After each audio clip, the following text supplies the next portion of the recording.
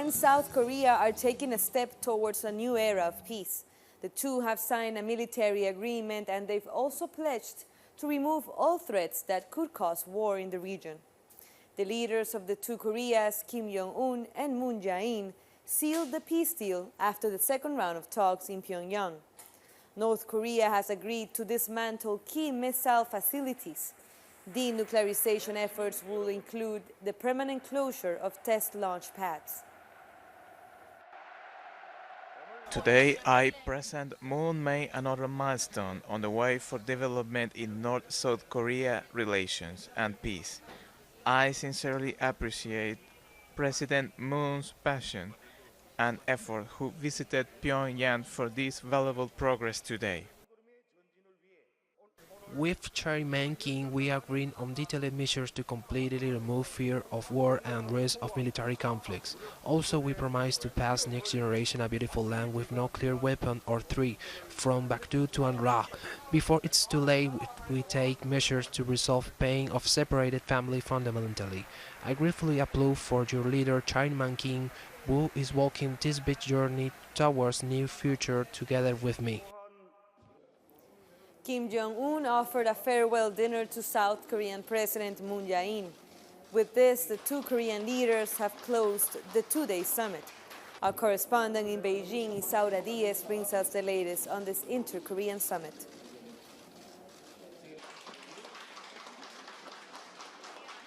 The official meetings between Moon Jae-in, President of South Korea, and leader of the Democratic People's Republic of Korea, Kim Jong-un, have finished during the inter-Korean summit.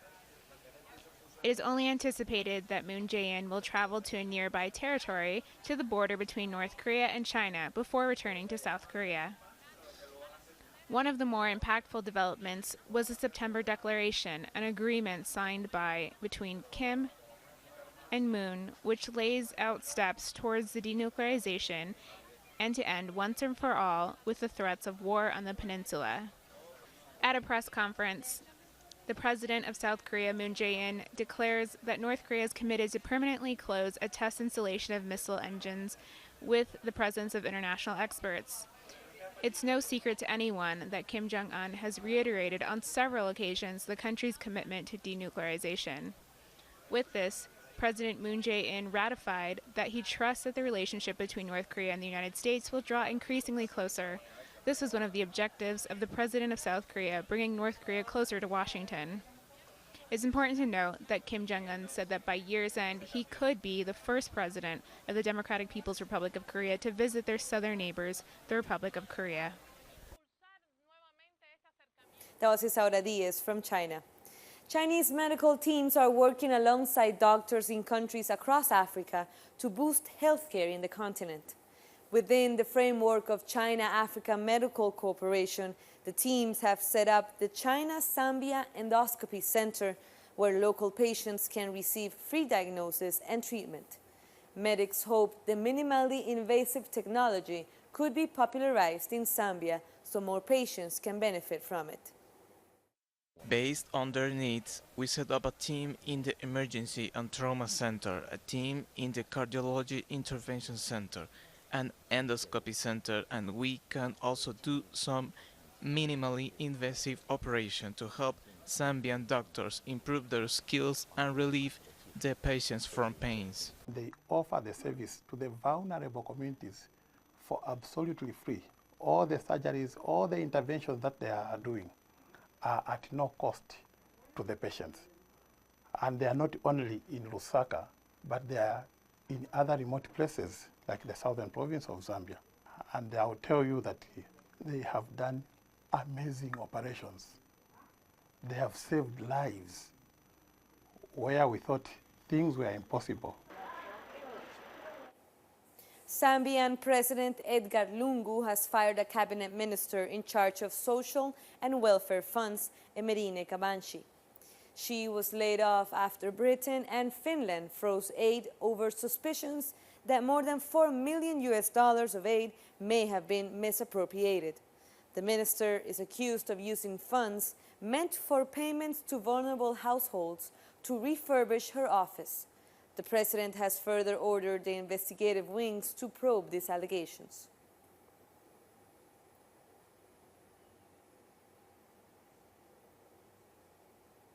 South African President Cyril Ramaphosa has hailed the election of Singiswa Losi as the President of the Congress of South African Trade Unions. President Ramaphosa described Losi's election as a step forward and a victory for women, especially black women. Losi was elected unopposed. Delegates at the COSATU Congress also welcomed her election. We must bring in young women into the workplaces, not only those traditional workplaces that were known to be women workplaces. We must have women engineers. It must be our campaign to push for women engineers, just like we've pushed for women leadership. We are still having challenges, hence the economy and our productivity is affected as a country. And we really want the ANC government to work with us as labour movement to invest more in the reskilling of workers and also introducing new workers into workplaces. Eritrea has arrested a former minister, Berhane Abrehe, who had authored a number of books which are critical of the country's current leader. The British-based organization Human Rights Concern Eritrea said that Berhane Abrehe was arrested on Monday morning in the capital, Asmara. Abrehe held the office of finance minister from 2000 to 2012. Eritrea's government said that the former minister accused the president of being responsible for the suffering of the Eritrean people.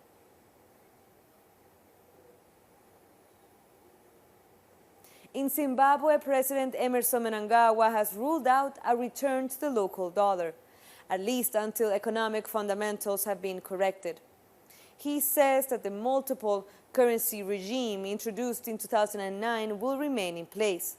The government will now institute measures to stabilize the macroeconomic environment, reduce budget deficit, and grow the economy. One of the biggest challenges that industry has been facing in our country has been the lack of credit lines, the lack of international financial support in terms of their business activities. So any international line of credit will assist revive industries here, assist businesses here be able to do international trade, and I think this is a very important aspect that His Excellency mentioned. In a sense, the fiscal side is also an albatross on the monetary side. So if we're going to have monetary sector reforms, also reforms on the fiscal side, for which I mean is reduce the budget deficit, get it down to single digit as quickly as we can, and also adopt a budgeting approach that always take a medium-term approach. So we must be clear where we want to be in 3 years' time in terms of our fiscal balances, but also controlling expenditure and making sure that on the revenue side we broaden the tax base. The Electoral Commission of the Democratic Republic of Congo has published its official list for candidates for December's presidential elections. While the lineup gives the green light to 2 opposition candidates, it excludes 2 heavyweight contenders, Jean-Pierre Bemba and Moise Katumbi. There have been several bloody protests during the tenure of current President Joseph Kabila. Voting day is scheduled for December 23rd. The plenary assembly of the CEMI makes public the final list of the 21 presidential candidates of the Republic. We are entering the final stretch around December 23, 2018, the day of the election. This is an important day in the history of our country. Coming up, more stories. We'll be back.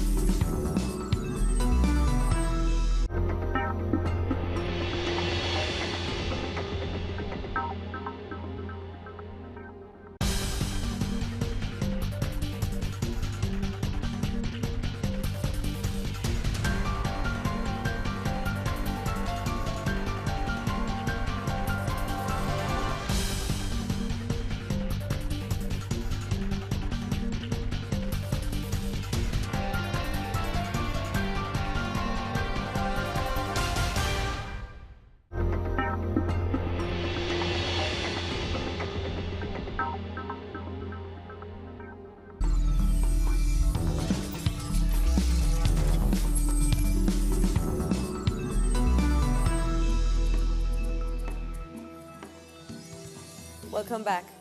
Peru's Congress has approved a confidence vote proposed by President Martín Vizcarra in an attempt to pressure Congress into giving a green light for a referendum. The 82-22 vote in favor of Vizcarra now forces Congress to pass his judicial and political reforms. The vote marks a victory over the even more conservative opposition and its party, which controls the legislative and which was under enormous pressure to comply. The proposal will be submitted to a referendum on December 9th. These reforms are so important for changing the country, for making it respectable, for making it transparent and competitive, to make it viable for our children. But if he wants to look to the people for legitimacy, why not ask the people if he stays or goes, if it shortens or not the presidential term? And if not, we'll all go with him. If President Vizcarra doesn't get the support he wants for his anti-corruption measures, he says he could dissolve Congress, although he said he doesn't want to.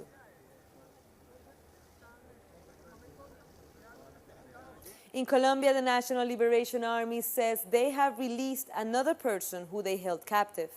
On Twitter, the ELN said it has handed over a young woman, Mayerly Cortés, to the authorities.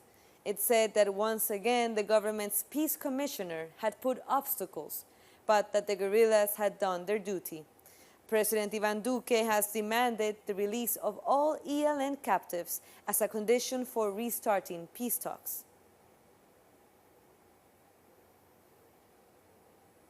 Thousands of Argentinians have taken to the streets once again, this time to protest against hikes in energy prices. They marched to the Energy Ministry in Buenos Aires to demand lower service costs. In June, Argentina signed a $50 billion deal with the International Monetary Fund, but the deal was not enough to halt the run on the peso, which slid 26% in August alone. The blow it unleashes on Argentine families is tremendous. Bills that are impossible to pay for a working man or woman. The government can't continue to levy such brutal hits on the daily lives of Argentines.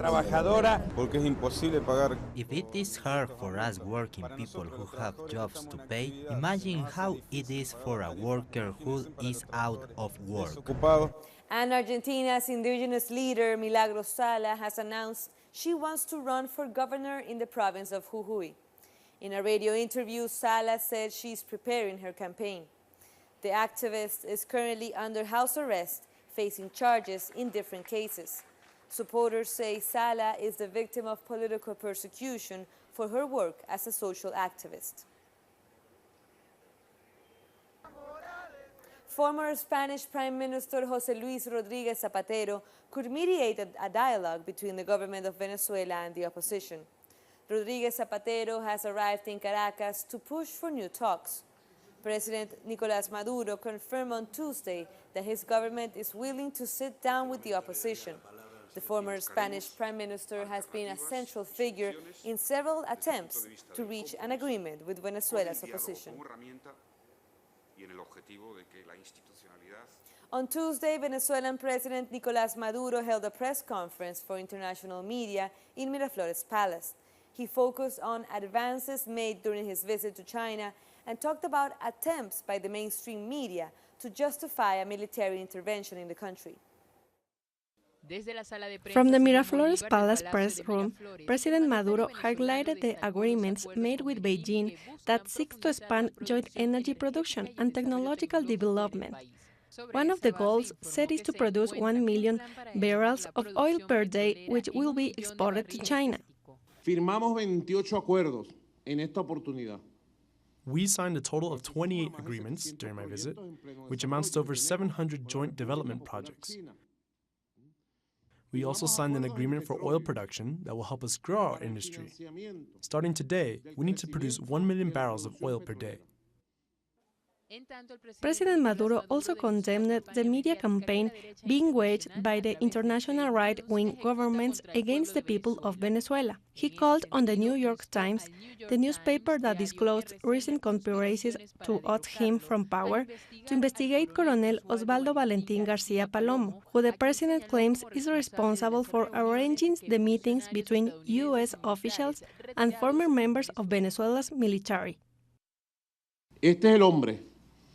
If you see how many times this man has gone to Miami, you'd be very surprised. He is the man financing these operations. I have called him out numerous times, and now I ask Interpol to capture him because he was involved in the assassination attempt against me on August 4th. Despite this, Maduro showed his willingness to start talks with the United States, as long as the discussions are based on mutual respect and cooperation between the two nations. Nonetheless, he questions Colombia's new government for its constant conspiring against Venezuela. El gobierno actual de Colombia Colombia's government responds to the far right, to Uribismo, and have declared themselves enemies of Venezuela. They are obsessed with us. They hold so much hate against us. They are experts in false positives. Foreign Minister Trujillo's only job is traveling to Washington, D.C. It's highly suspicious for a foreign minister to travel to another country for 7 days. In the end, President Maduro continues to show his willingness to talk with political sectors that have sought to overthrow him, while at the same time continues to strengthen Venezuela's relationship with China. Brazil's presidential campaign continues, and Workers' Party candidate Fernando Haddad has jumped to a second place according to recent polls.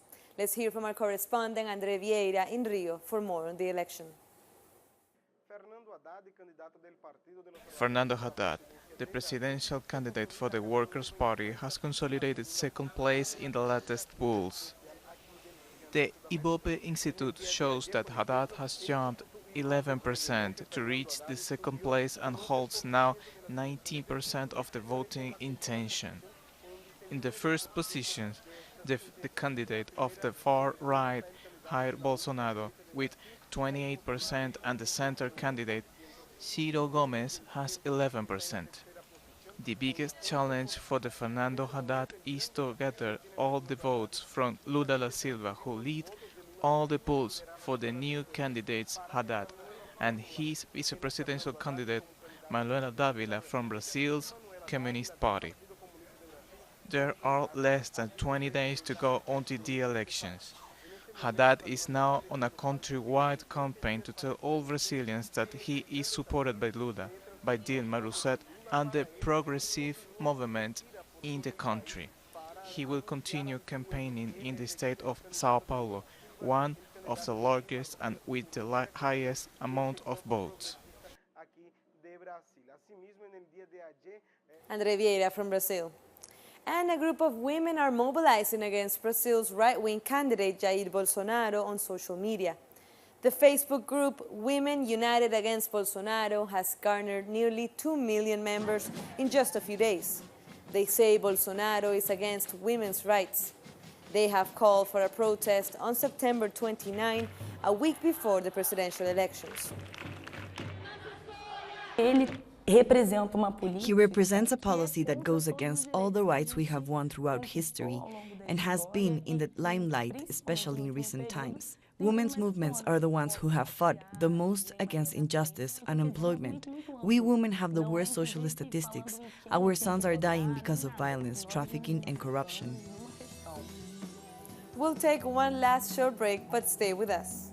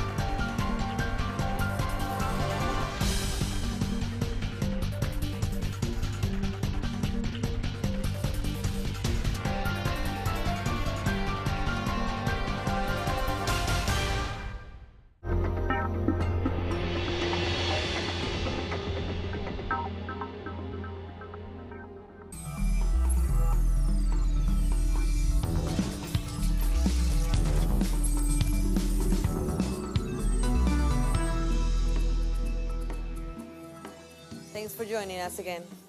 The governor of the Central Bank of Barbados has announced a restructuring of the country's domestic debt. Economists say this could mean people will lose money as they will get less returns on their investments in the form of government bonds. The government said earlier there was no other alternative to tackle the country's massive debt. The move is part of the deal signed with the International Monetary Fund. You will see for these structures that are being offered that they're being amortized, I think in most cases quarterly. So it means that every quarter a little bit of that bond, so it was 100,000, but in the first quarter you might be getting, let's say, $1,000, the next quarter another 1,000. So you're being repaid gradually, but as you're being repaid, that also helps to reduce the stock of debt. Our correspondent Karim Smith from Bridgetown told us all the details. Of course, government's current debt, which has risen to 157% of GDP, is simply too large at this point. We also know that the previous government was engaging in the dangerous practice of borrowing money from the central bank to meet its local obligations, also known as printing money, particularly to pay the salaries of the country's large public sector, which currently provides important services like healthcare and education up to the tertiary level. Of course, it's expected government under the current International Monetary Fund program will be looking to reduce its wage bill and perhaps explore the option of privatization to ensure a crisis of this nature, an economic crisis of this nature, doesn't happen again. I was also speaking to a local economist, Jeremy Stevens, who reminded me that Barbados is the third most indebted country in the world on a per capita scale, leaving the new Mia Mottley-led government to make somewhat unfavorable decisions which will invariably affect the average person on the street. Karim Smith from Barbados. St. Kitts and Nevis has been celebrating the 35th anniversary of its independence from Great Britain. The Caribbean islands gained independence from Britain in 1983. These were the first islands, the first site of the British colonial settlers in the Caribbean in the 17th century. The day is celebrated with festivals all over the islands and a speech by the Prime Minister. Now to Costa Rica, where the National Strike of Union movements managed to stop the tax reform project in Congress. With help from the initiative of the Episcopal Conference, government representatives and public sector unions, they met to find new ways to stop the strike that has lasted 10 consecutive days. We have more information with our correspondent, Fernando Francia. On its 10th day, Costa Rica's indefinite general strike is beginning a new phase as sectors has begun an exploratory dialogue with the government. The Episcopal Conference, acting as intermediary, the conference was able to bring together the parties who had not finished the negotiations, which were suspended. But tomorrow the strike will continue in other locations. As the government has asked for security, the unions say that they will continue the strikes, road blockades and demonstrations. In fact, this Thursday will be an important march toward the Legislative Assembly, as all strike activities will be maintained during the parallel exploratory phases of the dialogue. This is still not a big negotiation table on the economic plan, but it is initial form of communications will can establish dialogue to see if the strike mobilizations can be lifted. Mexican rescue workers have attended a religious ceremony to mark the anniversary of two deadly earthquakes.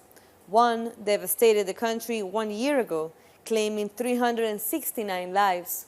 The second one in 1985 killed more than 10,000 people. Rescuers say the country needs to be better prepared for these tragedies. As we were hit again, the new generation realized that it is not a joke, that we need to be prepared, and we must get closer to the civil protection. McDonald's employees in the United States are on strike to protest against sexual harassment. Demonstrations are taking place in Kansas City and Chicago and a handful of other major cities. They're demanding that management take stronger action against sexual harassment and exploitation in the workplace. No single worker in any industry in the last century has gone on strike for sexual harassment. So today, fast food workers, just like me, are breaking the silence. We're taking this historic step, and we're going on strike to tell McDonald's, no more sexual harassment. And that brings us to the end of this news brief. But this and many other stories, you can find them on our